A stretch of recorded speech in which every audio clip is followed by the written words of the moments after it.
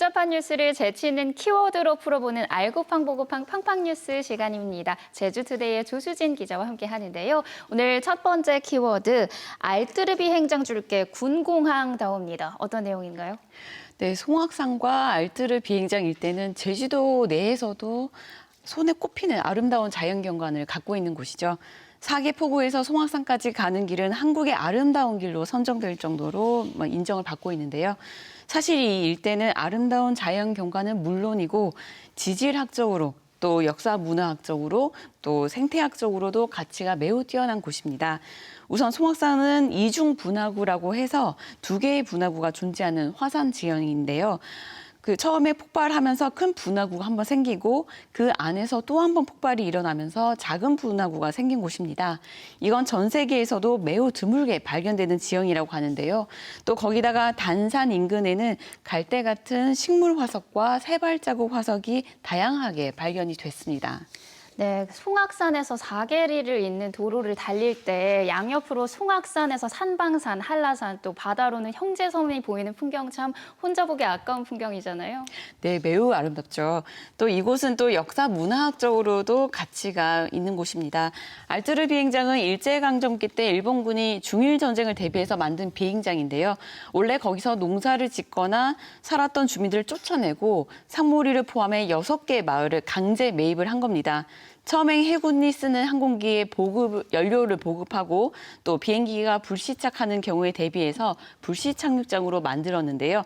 그러다가 중일 전쟁이 본격화되니까 이곳은 중국 상하이 난징을 폭격하기 위한 기지로 확장이 됐습니다.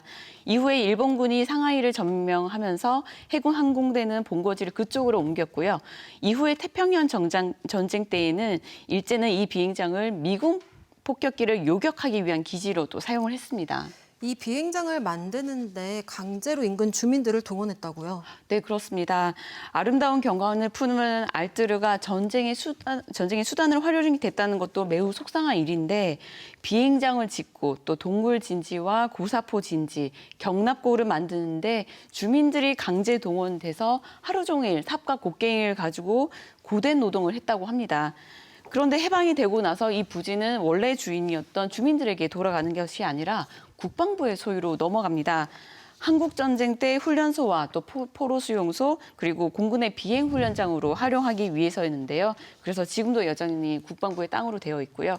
그리고 이곳에 한국전쟁이 일어났을 때 예비 겸속이라는 명분으로 군과 경찰로부터 무차별적인 민간인 학살이 일어난 서달 오름이 있기도 합니다. 네, 정말 일제강점기부터 4.3 또 한국전쟁에 이르기까지 가슴 아픈 역사가 곳곳에 남아있는 곳입니다. 그래서 다크 투어 장소로도 많이 알려져 있죠. 네, 그래서 최근 들어서 사람들도 많이 찾고 있는데요. 앞서 이것은 국방부가 소유한 땅이라고 말씀을 드렸는데요. 그래서 대정 지역 주민들은 지금까지 국방부와 임대 계약을 맺어서 매년 소장료를 내면서 농사를 지어오고 있습니다. 그런데 여기가 일제에게 빼앗기기 전에는 누군가의 집이고 또 논이고 밭이었을 거잖아요. 네. 대정 주민들의 땅이었을 겁니다. 그런데 전쟁이 필요하다는 이유로 국방부의 소유가 된 땅을 사실 이제는 정부도 거의 방치하고 있는 상황인데요.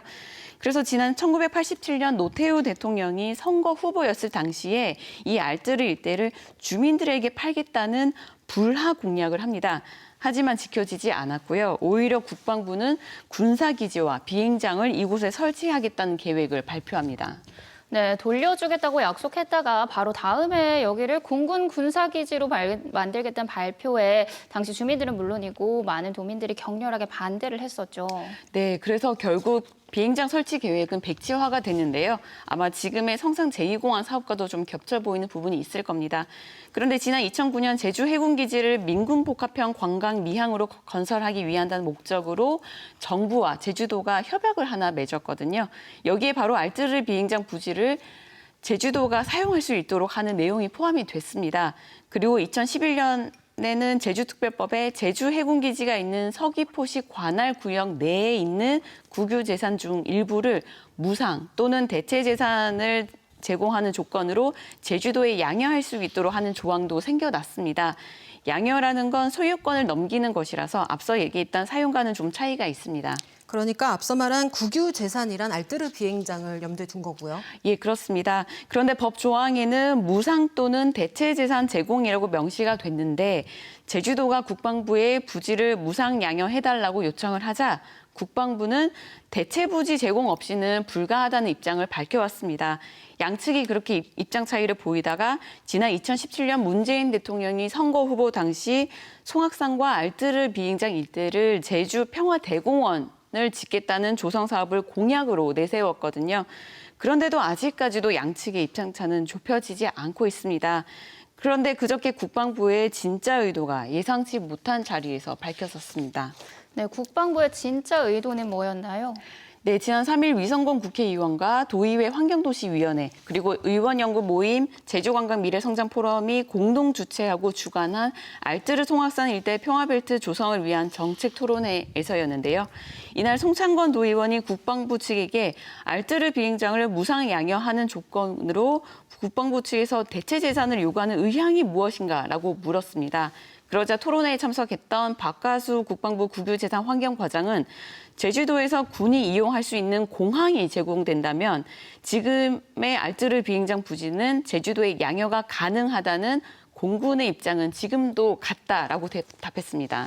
군 공항 시설을 대체 시설로 내놓으면 알뜨르 비행장을 주겠다는 뜻인가요? 네, 그렇습니다. 그러자 송 의원이 제주도에 있는 땅 말고 육지부에 있는 제주도의 땅을 대체 재산으로 요구하면 안 되겠느냐고 다시 물었고 이에 박과수 과장은 제주도가 군사적 측면에서 중요성이 있고 공항이 필요한 측면이 있기 때문에 그 부분은 제주도에 꼭 필요하다고 입장을 굽히지 않았습니다. 이에 송 의원은 제주도에 공군기지 시설을 만들어 내놓을 수는 없다면서 처음부터 안 되는 조건을 전제로 하고 있다. 제주를 평화의 섬으로 보려는 것이냐 군사기지로 보는 것이냐며 강력하게 반박했습니다. 네, 위성곤 의원이 관련 법률 개정안을 발의한 상황이니까 이 논의는 어떻게 이어질지 좀 더 지켜봐야겠습니다. 다음 키워드 살펴보겠습니다. 많이 들어본 표현인데요. 머시중헌디 어떤 내용인가요? 네, 최근 제3차 제주국제자유도시 종합계획안이 최종 보고회의를 통해서 공개됐는데요. 제주특별자치도의 최상위 법정 계획인데 제주국제자유도시개발센터인 JDC의 사업이 대부분이고 또 많은 사업이 민간 투자를 통해 재원을 조달하겠다는 내용이 지금 많이 논란이 되고 있죠. 이 시간엔 그중에서도 좀 눈에 잘 띄진 않지만 좀 제주의 시급한 현안을 하나 말씀드리려고 합니다. 현재 제주 지역의 현안 중 하나가 바로 농촌 노동력이 부족한 문제인데요. 여기 탐나는 제주에서도 여러 번 방송이 됐던 걸로 알고 있습니다. 마늘 수확 시기가 되면 일손이 부족하다는 뉴스가 계속 이제 눈에 띄는데요. 마늘뿐만이 아니라 제주도 전체 농가들은 1년 내내 일손 부족 때문에 어려움을 겪고 있습니다. 그 부분을 많이 아시다시피 많은 부분을 외국인 노동자들이 단기로 계약해서 부족한 일손을 채우고 있죠. 네, 최근에 코로나19 때문에 해외에서 외국인 노동자들을 데려오기가 힘들어서 대부분의 농가에서 인력난을 겪었잖아요. 네, 그렇습니다. 제주도는 1차 산업이 핵심 산업이기 때문에 농촌 인력 수급 문제는 심각한 사회 문제 중 하나입니다. 그래서 이번 3차 종합계획이 나온다고 했을 때 어떤 비전과 계획을 제시하고 있는지 궁금했는데요. 막상 들여다보니까 108쪽 계획의 반 페이지 분량도 안 되더라고요. 그 내용을 들여다보니 좀 납득하기 어려운 부분들이 많았는데요. 농가의 부족한 노동력 문제를 해결하는 방안으로 제시한 게 단기간 파견과 적정한 공급을 위해서 매년 부족한 인력을 조사한다가 전부였습니다. 이미 하고 있는 일들이라서 계획이라는 이름을 붙이기도 매우 민망했는데요. 그나마 계획이라 할 수 있는 문구는 단순 노동 인력이 아닌 고급 인력을 확보하기 위해 주거비 지원과 각종 인센티브를 지원한다는 것이었습니다. 고급 인력이라고 하면 어떤 분야를 말하는 걸까요? 네, 일각에선 국제영어 교육도시 교사가 아니겠냐는 이야기도 나오고 있는데요. 지금 당장 농촌 인력 수급 문제가 시급한데 여기에 대한 진단이나 대책은 없고 영어 선생님 모셔오기 위한 인센티브를 고민하고 있다는 게 좀 쉽게 이해가 가지 않는 부분입니다. 네, 3차 종합계획은 이달 중에 도의회 동의 절차를 거칠 예정이라고 하니까요. 앞으로 관심 갖고 지켜봐야겠습니다. 오늘 소식 여기까지 듣겠습니다. 두 분 고맙습니다. 감사합니다.